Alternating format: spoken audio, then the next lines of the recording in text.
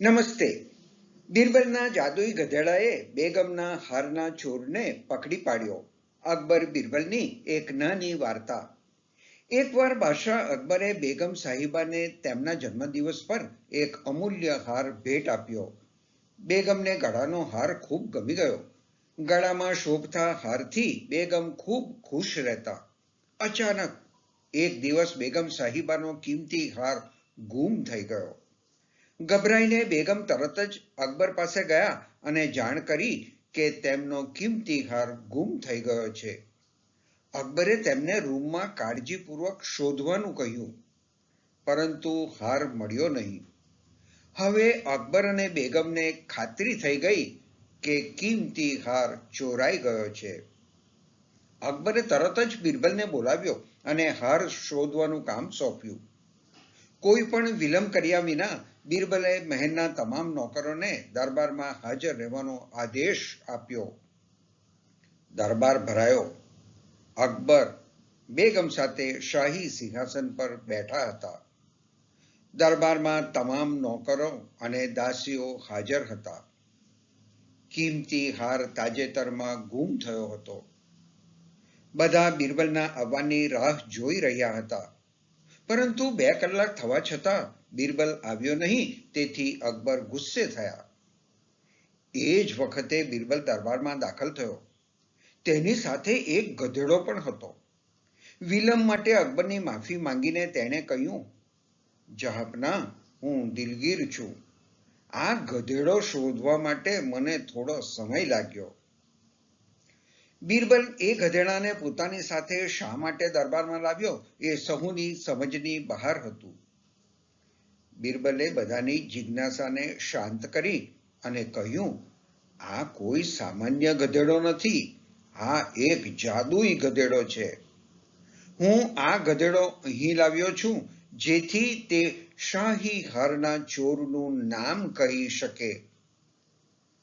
બિરબલની વાત હજુ સુધી કોઈ સમજી શક્યું નહીં ત્યાં તો બિરબલે કહેવાનું શરૂ કર્યું, હું આ જાદુઈ ગધેડાને નજીકના રૂમમાં લઈ જઈ રહ્યો છું અને તેને ત્યાં ઊભો રાખું છું. એક પછી એક બધા નોકરોએ એ રૂમમાં જઈને આ ગધેડાની પૂંછડી પકડીને જોરથી બૂમ પાડવી કે મેં ચોરી કરી નથી. યાદ રાખો કે તમારા દરેકના અવાજો બહાર સંભળાવા જોઈએ. અંતે આ જાદુઈ ગધેડો કહેશે કે કોણ ચોર છે. બધા દરબારીઓ આશ્ચર્યથી એકબીજા સામે જોવા લાગ્યા. બિરબલે ગધેડાને દરબારની બાજુના રૂમમાં છોડી દીધો અને બધા નોકરો એક જ લાઈનમાં તે રૂમમાં જવા લાગ્યા. જ્યારે બધા રૂમમાં પ્રવેશતા ત્યારે બહાર જોરથી અવાજ આવતો, મેં ચોરી કરી નથી.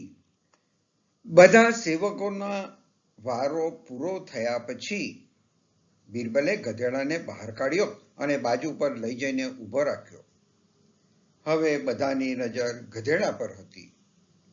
પછી બિરબલે એક વિચિત્ર કામ કરવા માંડ્યું. તે બધા નોકરો પાસે જતો અને તેમના હાથની હથેળી સૂંઘતો. અકબર અને બેગમ સહિત બધાને આશ્ચર્ય થયું કે બિરબલ શું કરી રહ્યો છે. પછી બિરબલે એક નોકરનો હાથ પકડીને જોરથી કહ્યું, જહાંપનાહ, આ શાહી હારનો ચોર છે. બિરબલ, તમે આટલા આત્મવિશ્વાસ સાથે કેવી રીતે કહી શકો? શું આ જાદુઈ ગધેડાએ તમને આ ચોરનું નામ કહ્યું છે? આશ્ચર્યચકિત થઈને અકબરે બિરબલને પૂછ્યું. બિરબલે કહ્યું, ના નામદાર, આ કોઈ જાદુઈ ગધેડો નથી. આ એક સામાન્ય ગધેડો છે. મેં હમણાં જ તેની પૂંછડી પર એક ખાસ પ્રકારનું અત્તર લગાવ્યું હતું. જ્યારે બધાએ તેની પૂંછડી પકડી ત્યારે તે અત્તરની સુગંધ તેમના હાથમાં આવી. પણ આ ચોરે ડરથી ગધેડાની પૂંછડી પકડી ન હતી. તે રૂમમાં ગયો અને તરત જોરથી ચીસો પાડતો બહાર આવ્યો. એટલે એ અત્તરની સુગંધ એના હાથ પર લાગી નહીં. આ સાબિત કરે છે કે તે ચોર છે. પેલા નોકરે પોતાનો ગુનો કબૂલ કર્યો અને એને સજા મળી. બેગમ ખૂબ ખુશ થયા. બિરબલના ઢાપણથી બધા આશ્ચર્યચકિત થયા. ધન્યવાદ.